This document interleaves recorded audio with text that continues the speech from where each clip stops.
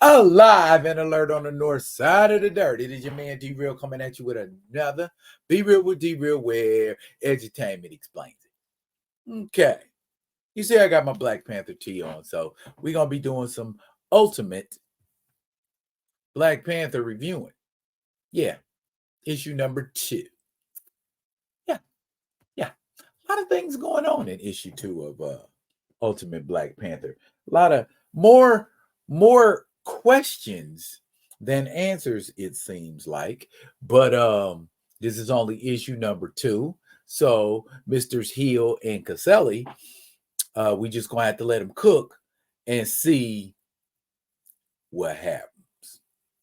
But before we get all off into that, let's do what we need to do so as we can do what we want to do. Comment, like, subscribe, and share to Be Real with D-Real page so that when new material comes out, you get it. If you're digging what a brother Shelton, put some dirt in my bucket. Comment, like, subscribe, and share, because edutainment is what I do. There's the cover. Those two shady-looking individuals, either on the opposite side, the left side of the cover, are Ra and Khonshu, and are collectively known as the Moon Knight. Okay. It said one only speaks during the day and one only speaks at night when we were talking about them originally in Ultimate Universe / Invasion. Okay. All right. So we'll see a little bit of that. We won't see a little bit of that. Let's get to the particulars. All right. Here we are. We know the maker made this universe, and the maker had a council. And this council was supposed to orchestrate the history of events around the world. And among those orchestrators are Ra and Khonshu, collectively known as Moon Knight, who oversee Africa, all but the impenetrable isolated kingdom of Wakanda. And in last issue, we saw somebody infiltrated Wakanda, got an assassin in front of T'Chaka, and T'Chaka was blown up. We enter that story. T'Challa is having a sleepless night, and Okoye, his queen, got to get used to saying that, is waking up to try to be that voice of reason, that consoling voice, and tells him the people are afraid of you, afraid of what you might do. And, there are people being rounded up, locked up, interrogated, and in some cases a little more worse. But, I mean, that's what's going on. Is Wakanda in the Ultimate Universe 6160 starting to resemble regular old Africa? I don't know.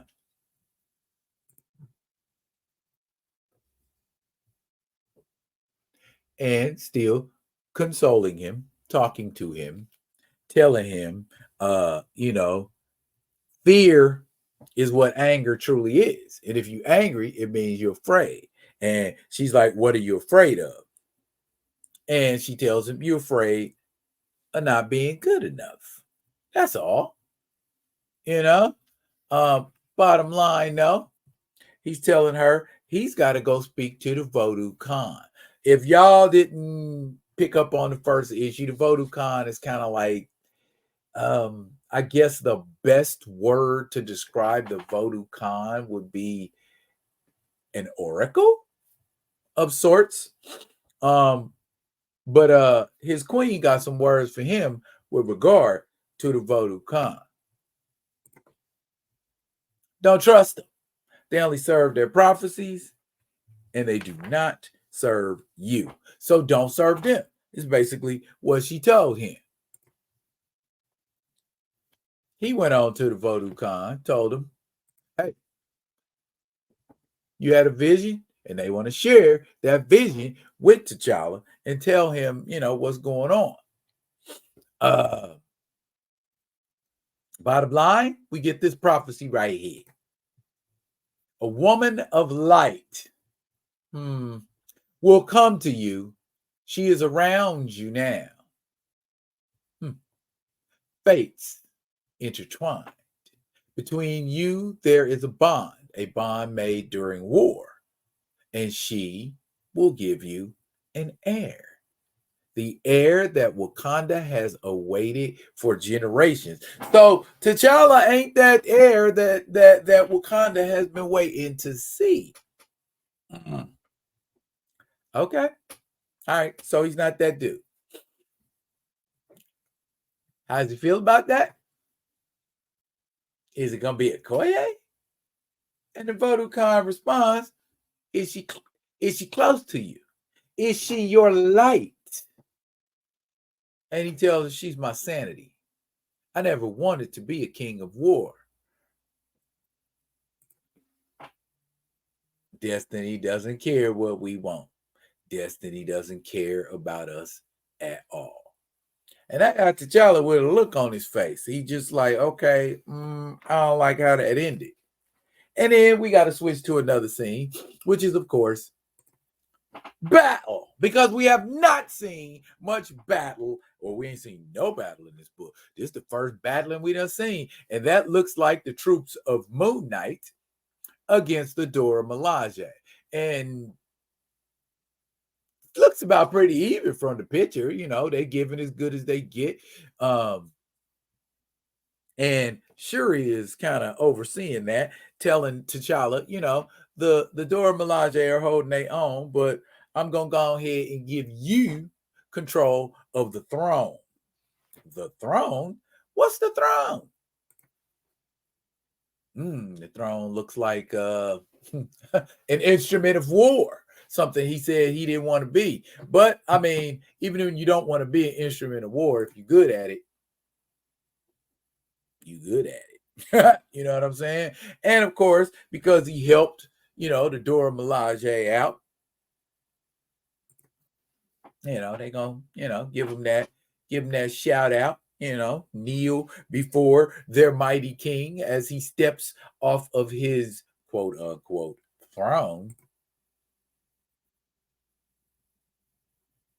And we are taken to yet another scene where, as you can see from the square, he failed our battalion with his sister's toys.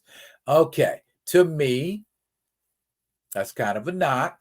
They're saying, T'Challa don't have the genius to come up with something like that. T'Challa couldn't have came up with his own toys. They had to be his sister's toys. Okay, not gonna dwell on that one too long because that's a whole nother conversation. And who are we dealing with in this next scene? Of course, they announced them. Okay, Khonshu, agent of the moon. Ra, agent of the sun. Your information cost us a victory. Okay, this is a traitor, someone who is clearly a traitor and living in Wakanda or in Wakanda. I wouldn't say necessarily live there, but they're there in Wakanda. They're a traitor to the throne and are saying so. I betrayed Wakanda as I betray them now. Did I not give interest to your assassin? Did I not place her next to Wakanda's king? So whoever this is has something to do with the assassination of T'Chaka as well.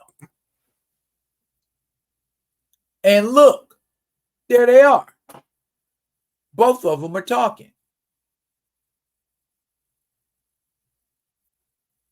In the vacuum of the maker, we have held this continent, except for the sacred Wakanda. We have grown tired of their sovereignty.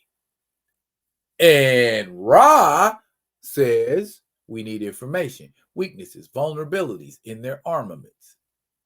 We need to store Wakanda itself and break T'Challa, is what Khonshu responds with. So, I guess there's a time when they both can talk.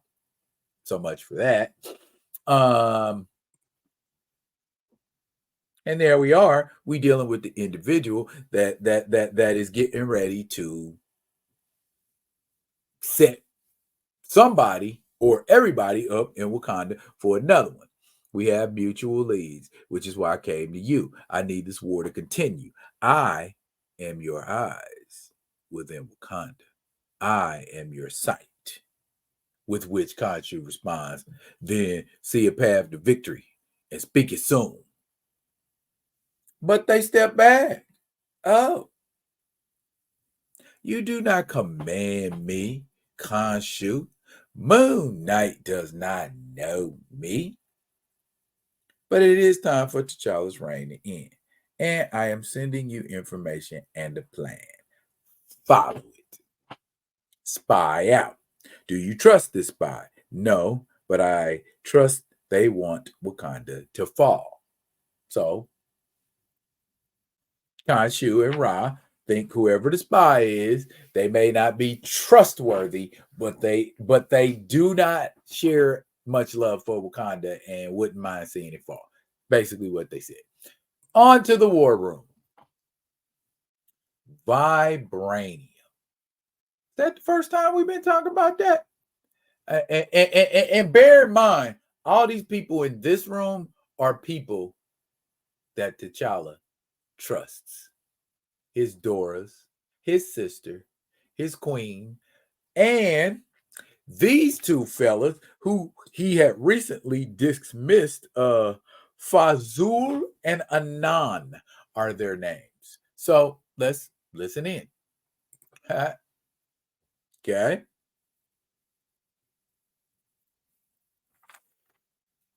Every village they have taken is close to a mine. They don't take prisoners or hostages. Moon Knight seeks the resource.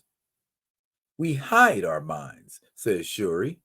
The only way they would know where they are, and Okoye responds, is if someone is telling them. And again, T'Challa say the only people he trusts are in this room. Okay.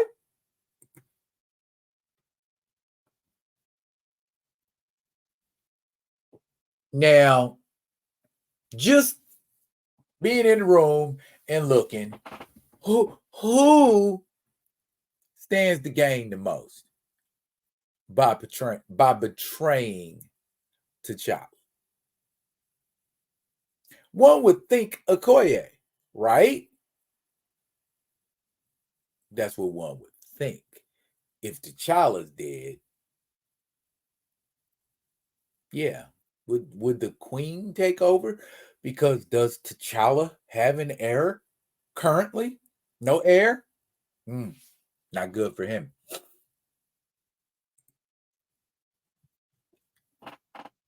And now they've Fazul and Anan have pinpointed a place where power sources keep moving from place to place. When you cannot hide evidence of your prey, you can find evidence of their camouflage. Boom. So that location is the location that T'Challa is going to go to alone. Notice he announced that to everybody in the room. They want to go, but he needs them there. And that's the end of that. Again, dismissing them. So, man, dismissive of Fazul and Anan. Wouldn't they have reason? The way he talked to them, wouldn't one of them have reason? But that hologram that we looked at a couple of, does that look like a man or does that look like a woman? Is that the frame of a woman? That looks like the thinner arms, the smaller. That looks like the frame of a woman. So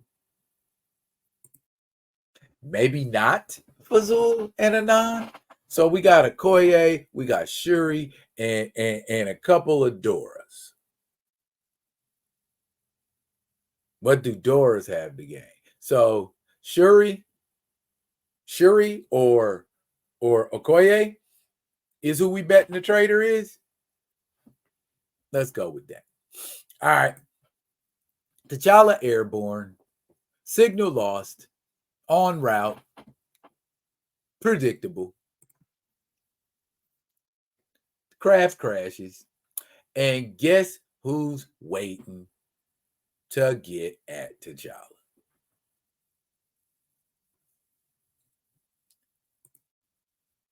Yeah. The forces of Moon Knight. And that brings new meaning to the term riddled. Now, why would he not fight back? Why would he just allow himself to be shot up like that?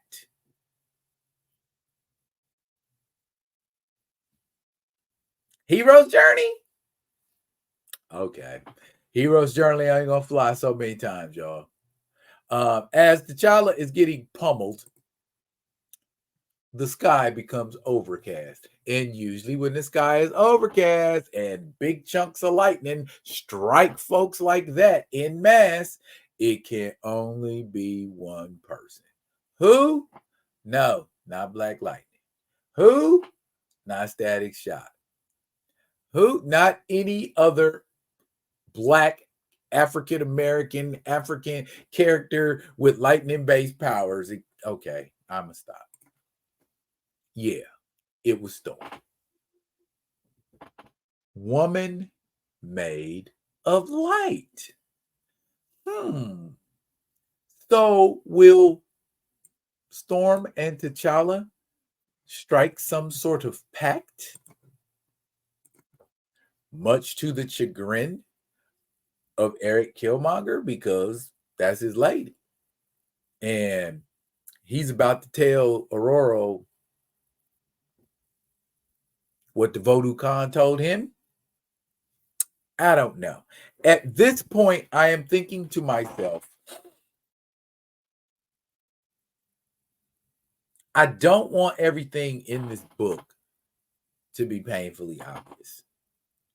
And other than the identity of who the traitor is within Wakanda, a lot of what's going on is pretty cut and dry based on the 616 universe, but where's the twist going to be? Because as we know, what made Ultimate Comics so popular, what made Ultimate Comics so lovable is we always got a twist. Not at all what we were expecting, because we're thinking about the conventional comic, the 616 comic version of that character, the 616 comic version of that team. You know what I mean? So once we suspend that, I think we'll be able to branch out a little better in the Ultimate BP. But right now, I'm holding my breath. That's what I'm gonna say. I'm holding my breath for what I see, because I want the story arc to finish before I start, drawing conclusions, because I already have thoughts, and it reminds me of another run on Black Panther, and I hope it don't turn out like that. Okay, that is Black Panther, Ultimate Black Panther, #2 in a nutshell. What y'all think? I know y'all have already looked at videos about Ultimate Black Panther. I know y'all have discussed Ultimate Black Panther at length, but the first ain't necessarily the best. The second ain't necessarily the best. The third ain't necessarily the best. What defines best? Patience, grasshopper. All will come to you in the fullness of time. Anywho, though, that's it for now, y'all. But fret not, I will be coming at y'all with another one of them other ones. And until I do, y'all be good. Be good to each other.